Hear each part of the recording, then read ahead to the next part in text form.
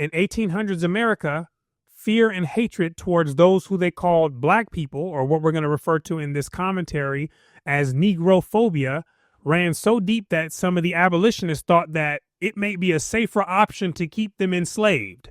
And that's because the white society had been deliberately conditioned over a century at this time to see black people through the lens of prejudice. And some of the writers at this time, they captured just how pervasive this was.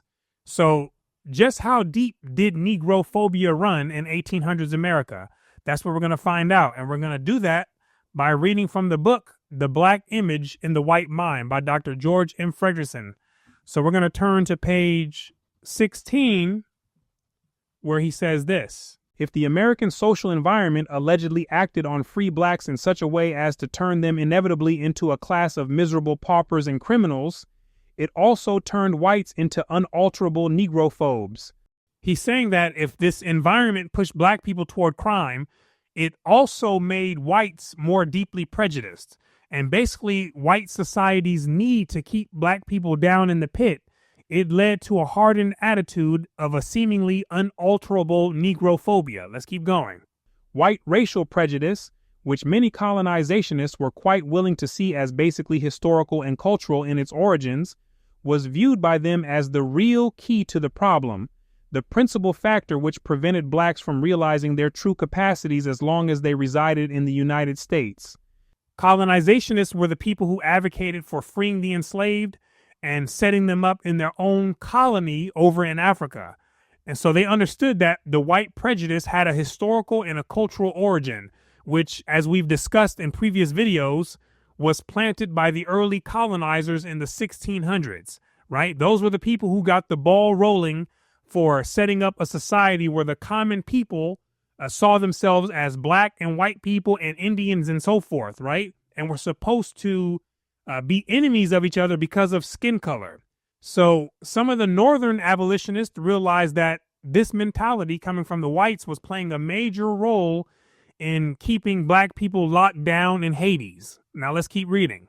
Some colonizationists stated explicitly that it was prejudice and not black inferiority which created the Negro problem. Uh-oh, here we go. Henry Clay, for example, attributed all vices of free Negroes to the fact that the invincible prejudices of the whites denied them equal participation in society. Perhaps the most dramatic statement of the colonizationist view of white racial bias as a permanent aspect of American culture appeared in a report of the Connecticut Colonization Society, reprinted in the African Repository in 1828. In every part of the United States, there is a broad and impassable line of demarcation between every man who has one drop of African blood in his veins and every other class in the community. The habits, the feelings, all the prejudices of society, prejudices which neither refinement, nor argument, nor education, nor religion itself can subdue, mark the people of color, whether bond or free, as the subjects of a degradation inevitable and incurable. The African in this country belongs by birth to the lowest station in society, and from that station he can never rise, be his talent, his enterprise, his virtues what they may. That's how bad the circumstances were at that time. The prejudices were strong, apparent, and fixed in the minds of most of the whites. It was to the point where the writers believed that black people could never rise in that society, right? A president with brown skin at that time, unimaginable. A mayor and a police chief with brown skin at that time, absolutely unimaginable. Whereas today, this is a very normal part of many parts of the country, right? Which demonstrates just how societies always change, and also the importance of pivoting and adapting to the times, right? Which back then must have been extremely difficult for many people with the brown skin to do so because of the white prejudice acting as a gatekeeper and preventing them from rising up. Now let's keep reading. Often the analysis went no farther than this. Prejudice and discrimination were fundamental facts of American life, and seemingly always had been. Therefore, what right had anyone to expect a change? But when theorists of colonization probed more deeply, they attributed the apparently universal revulsion of whites to Negro equality to two interrelated factors: the differences in social background and pigmentation between the races, the fact that the Negro was, or had been, a slave and that the color of his skin was a permanent sign of his origin was enough to prevent for all time his acceptance as a social equal. This just shows how effective the work of the earlier colonizers was, whose objective was to link brown skin, which they claimed to be black, with being a slave or a lower member of society. And in the 1800s, the author is stating that skin color alone was enough to prevent social equality.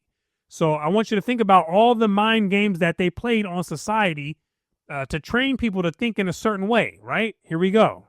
As Harper put it, the blacks are condemned to a hopeless state of inferiority and degradation by their color, which is an indelible mark of their origin and former condition, and establishes an impassable barrier between them and the whites.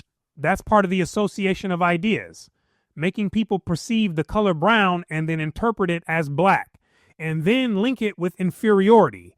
And over many years of conditioning people over and over to make these associations, the links become super strong, right? Strong like concrete walls. And it takes an enormous amount of effort to knock down those walls and then rebuild them using different associations of ideas. But this is something that has to be done in order to decolonize the mind, right? There's no other way out of it. Let's keep going. Insofar as colonizationists affirmed or implied that there was an inevitable and legitimate white prejudice against a black skin, they succumbed, in this one respect at least, to a proto-racist form of biological determinism. Now don't fall for the black skin lingo or you're going to be right there trapped in the colonizer's game, fully convinced that you have black skin when that's most obviously not the case, right? That's the thinking of a currently colonized consciousness. So this is what we have to understand first and foremost. Now, the author states that the colonizationists, those who wanted to send the Negroes to Africa, fell into a bit of racist thinking by believing that it was inevitable or somehow natural that those of the lighter hue, the whites, would always have some type of prejudice against those with the richer hue, the blacks. And here's what else he says. But some of them emphatically denied that color was an important factor in and of itself, and attributed racial antipathy entirely to the social effects of slavery. The difference of opinion that existed within the movement on whether white revulsion to a black skin could be justified in principle is revealed by a sampling of comments on the question of whether racial prejudice could properly be described as wrong or immoral. Breckinridge of Kentucky, speaking probably for many Southern and border state colonizationists, did not see anything morally wrong with an aversion to close contact with persons who from their physical organizations create disgust. So Breckinridge didn't see anything morally wrong about the whites not wanting to be in close proximity to the people of the rich brown hue who may disgust them, right? And he also didn't see it as a moral issue that people have personal preferences and prejudices, right? And if that involved the whites not wanting to be amongst the blacks, then so be it, right? And on another note, it was this type of pulling away by the whites that influenced many of the blacks to feel this need to pull forward towards the whites so they can feel some sense of acceptance and some sense of humanity, right? And this is how the black and white relationship developed over the centuries. And this is the exact relationship that you have to get your mind and emotions completely detached from. But let's keep going. Calvin Colton, on the other hand, pictured racial prejudice in 1833 as simply a bias against low social status, which is doubtless as wrong as it is natural. So Colton believed that racial bias was not necessarily a biological or a natural tendency, but it was more so a bias against people of the low status. And he viewed this as wrong. The Reverend Lyman Beecher, representing the left wing of the Northern movement in 1834, went further and forthrightly denounced racial prejudice as unreasonable and wicked. This was back in the 1830s, and this must have sounded crazy to the people at this time in that society. But today you'll hear just about everyone saying the same thing. Even the people who don't truly believe it, they'll say it because the consciousness has changed, right? And it's unacceptable to think otherwise in this society. And I don't think you're going to get many people who will publicly argue against the claim that racial prejudice is unreasonable and wicked. And that's because by doing so, they might mess around and lose their career, or ruin their reputation. And why would that happen? Because, like I said, the consciousness has changed. And we see the good reverend here in the 1830s planting these little seeds, right, about the prejudice being unreasonable and wicked. Now let's keep going. But this judgment did not prevent him from affirming the basic proposition of the colonizationist, for he went on to describe this prejudice as extremely obstinate, and concluded by asking, is it any less obstinate because it is criminal?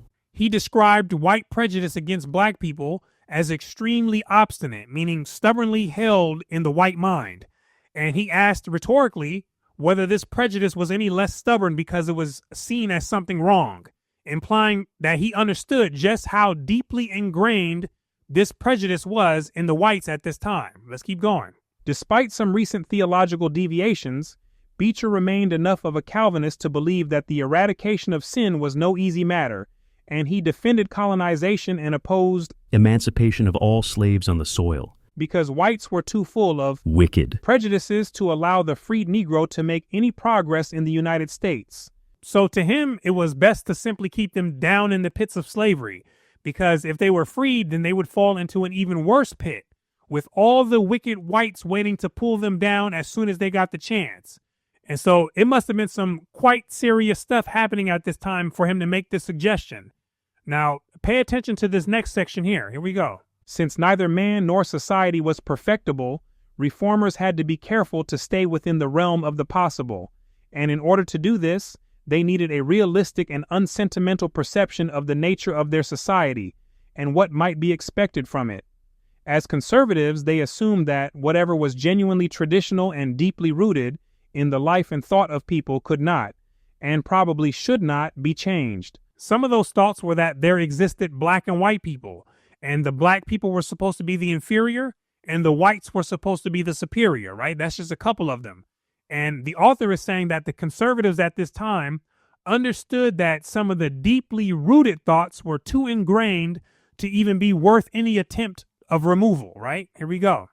Since human thought and action were largely determined by an inherited fabric of well-established customs, institutions, and prejudices, which it would be foolish and dangerous to think of altering in any fundamental way, necessary reforms in the broad social interest, such as the eventual elimination of slavery, had to come about gradually and in such a way as not to fly in the face of firmly held beliefs or upset the equilibrium of society.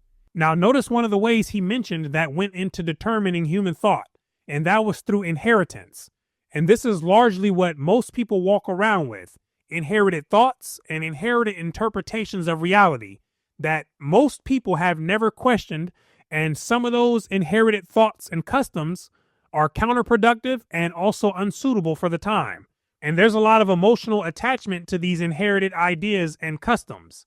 And the author states that the colonizationists had to gradually introduce change into the society in an almost imperceptible way in order to avoid disrupting the society and shaking people up too much, right? Because most humans, they don't like their beliefs to be challenged, especially the ones that they hold on to firmly, right?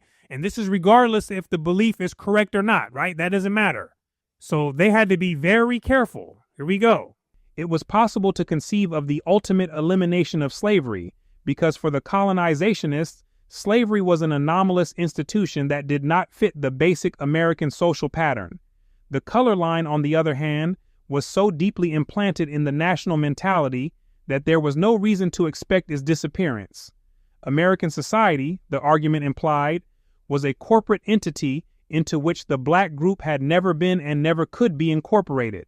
And who was enforcing this idea? The white Americans, puffing on white supremacy. And anything that appeared to challenge this belief that blacks were not supposed to be incorporated, it would have had a lot of people upset. And these people knew this at this time, right? Now let's get some more.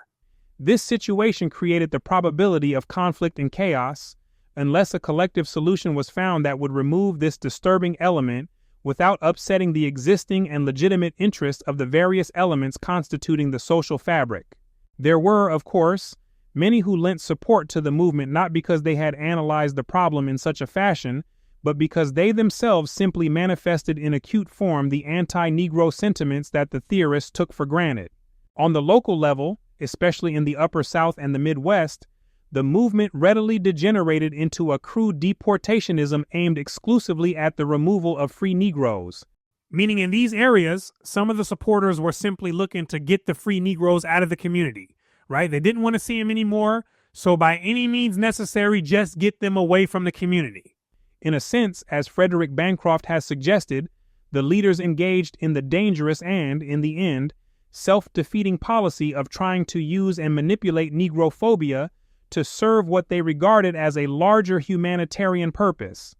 If their rhetoric was any indication of their beliefs, the principal spokesman for the national colonization movement actually drew mainly on a kind of conservative realism, which did not require a doctrine of innate racial differences and antipathies, when they characterized the American racial environment as intractable, and there was, it must be conceded, empirical evidence to bolster their point of view. Americans had discriminated in one way or another against Negroes since early in the colonial period.